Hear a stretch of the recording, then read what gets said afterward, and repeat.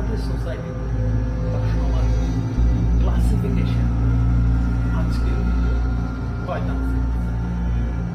শয়তানকে যদি ইসলামের পরিভাষায় সংজ্ঞায়িত করতে চাই তাহলে আমরা পাব যে আল্লাহর একটা ফায়ার বান, যে সবসময় আল্লাহকে বর্ষিত করত, তাকে এই পৃথিবীতে পাঠিয়ে দেওয়া হয়েছে তার কৃতকর্মের জন্য। আমরা যদি বাইবেলে যাই ঠিক কাছাকাছি একটা সংখ্যা, যদি হিন্দুইজমে যাই খুঁজে পাবো রাবণকে, যে ব্রহ্মার খুব কাছের একজন উপাসক ছিল। তিনটা জিনিসের ফিগার আউট করতে গেলে আপনি একটা জিনিসই পাবেন, সেটা হচ্ছে শাস্তি। এবার আসা যাক শয়তানের।